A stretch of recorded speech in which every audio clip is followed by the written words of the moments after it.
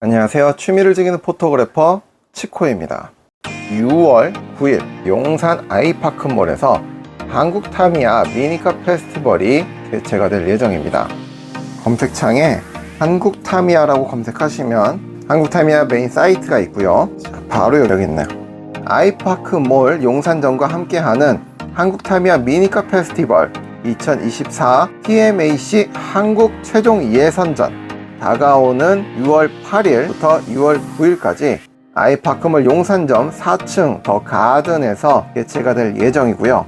TMAC 한국 최종 예선? 이게 무엇이냐? 2024 타미야 미니카 아시아 챌린지가 매년 열리는 이 아시아 챌린지 미니카 레이스 대회가 이번에는 한국에서 인천에 있는 파라다이스 시티 프라자에서 개최가 될 예정인데요. 날짜는 7월 5일부터 7월 7일까지 요 용산 아이파크몰 TMAC 한국 최종 예선전이 바로 그 아시아 챌린지에 참가할 수 있는 시드권 표가 걸린 마지막 레이스라고 보시면 될 것 같습니다. 간단한 내용을 보자면 6월 8일 토요일에는 서머컵 예선전이 있을 예정이고요. 서머컵이라는 거는 서머컵 레이스, 윈터컵 레이스 이렇게 총 두 가지의 이벤트성 레이스가 한국 타미야 주최 하에 개최가 되는데 그 서머컵 레이스가 토요일에 진행을 하고요. 6월 9일 일요일에는 아시아 챌린지 시드권을 건 TMAC 한국 최종 예선전이 개최가 된다 공지가 되어 있습니다.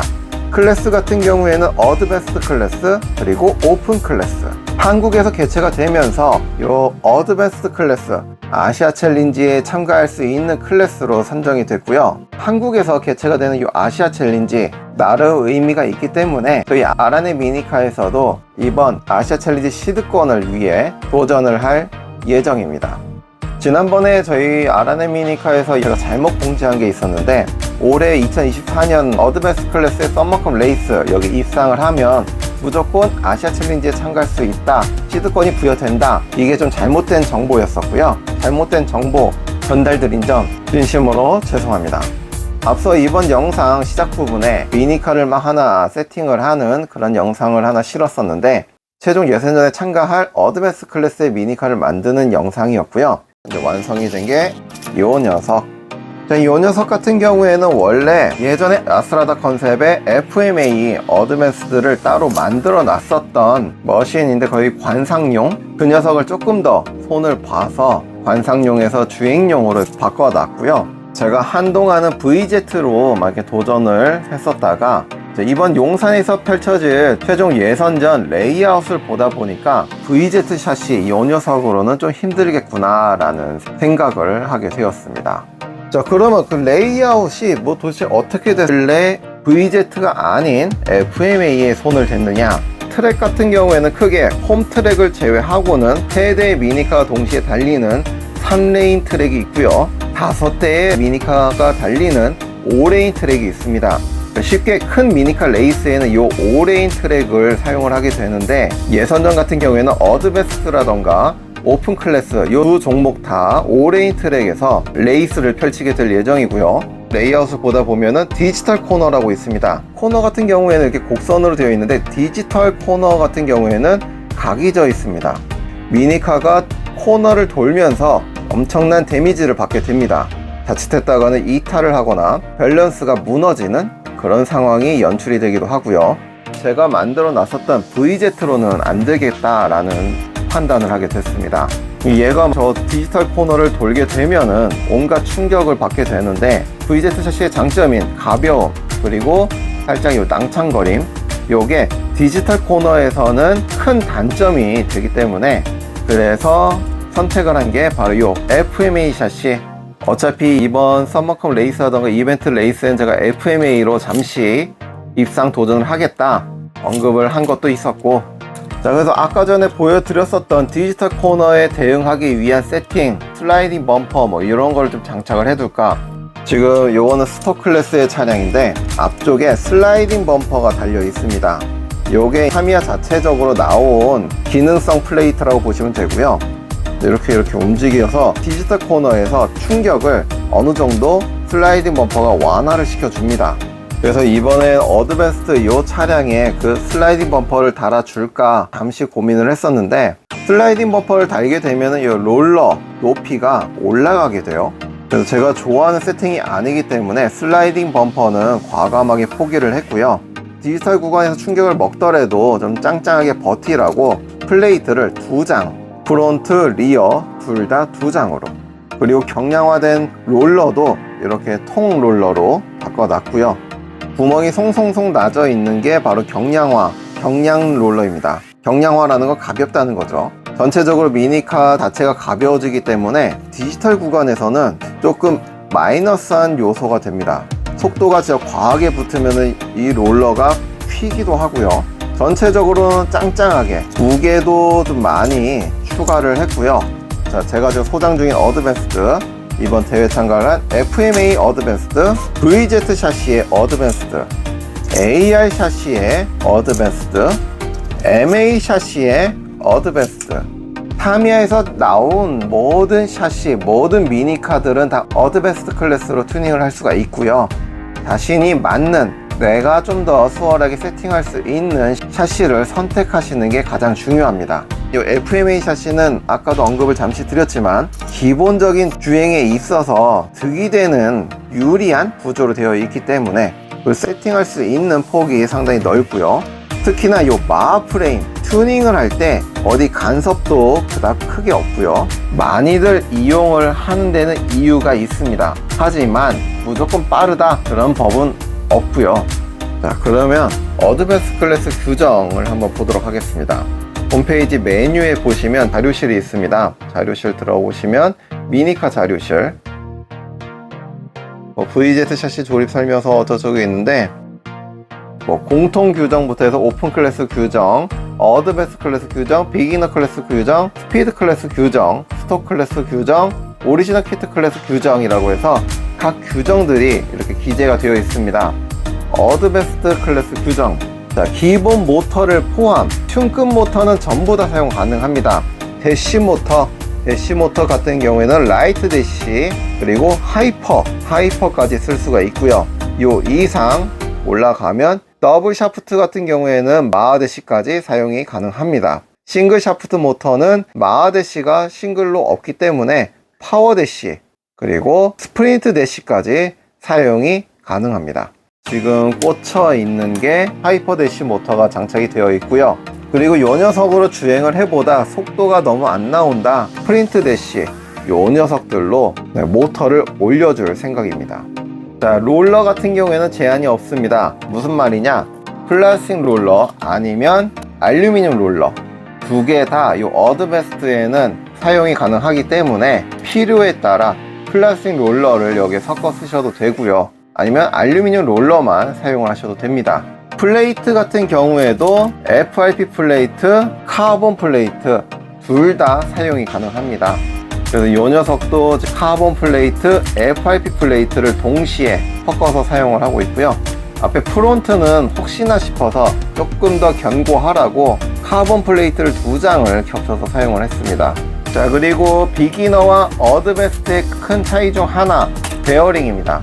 자, 미니카에도 이런 베어링이 들어갑니다. 어드밴스 클래스 같은 경우에는 이 베어링이 사용이 가능하고요. 이 베어링을 어디다가 사용을 하느냐, 바퀴축, 플라스틱 베어링이 아니라 볼 베어링을 이렇게 바퀴축에다가 사용을 합니다. 바퀴가 도는데 좀 더 득이 되는 그런 역할을 해주게 되는 거고요. 메인 기어, 이 메인 기어 안에다가도 이렇게 사용을 하게 됩니다. 그 기어도 역시나 회전력이 더 좋아지겠죠. 자, 그리고는 롤러, 일반적으로 롤러에는 이렇게 볼 베어링이 들어 있습니다. 플라스틱 롤러보다 알루미늄 롤러가 훨씬 회전력이 좋고 메탈이다 보니까 그립력도 플라스틱보다 좀 더 좋다는 장점이 있습니다.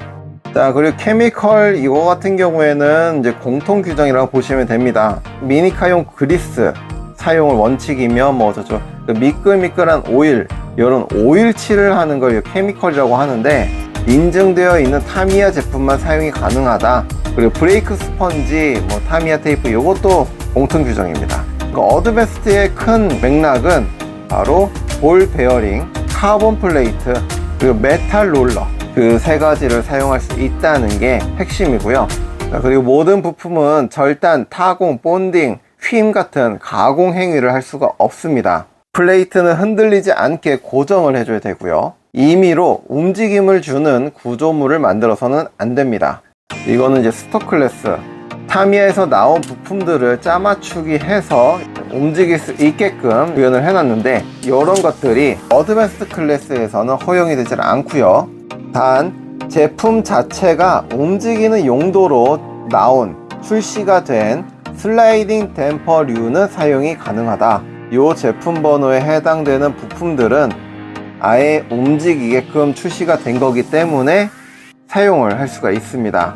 하지만 여기서도 설명서에 나온 그대로 조립을 해서 장착을 해야지, 또 내가 임의로 형태를 바꿔서 장착을 할 수는 없습니다.